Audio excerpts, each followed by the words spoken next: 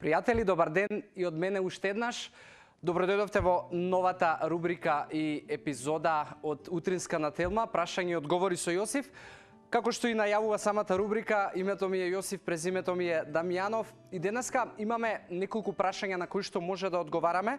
7 се по број и оние кои што можеби се уште не сте запознати како може да ги добиете одговорите на вашите прашања, може да го користите хаштагот AskJosif или па да го користите, ги користите моите профили на социјалните мрежи кои што може да ги видите на екранов и да ми поставувате прашања и да нормално ги доставувам одговорите до вас или па да ги наоѓаме каналите на кои што може да се наоѓаат одговорите на вашите прашања.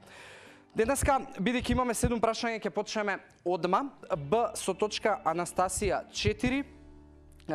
И Анастасија ме прашува и прашањето е: ногата ми е во гипс и физички сум минимално активна. Дали има нешто што ќе помогне да се забрза метаболизмот во денови кога не сум активна? Забрзувањето, Анастасија, на метаболизмот подразбира да ти го поттикнеш твојот метаболизам да користи, односно да троши повеќе калории.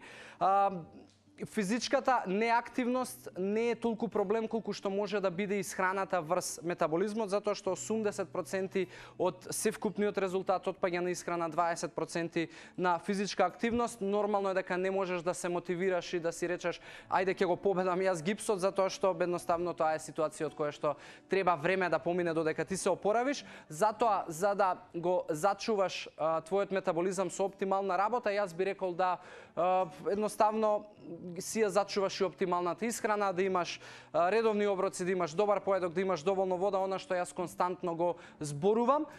Доколку ме следиш, а доколку не ме следиш, ке имаш можност тоа да го приметиш по епизодите и рубриките кои што ги имаме правено до сега.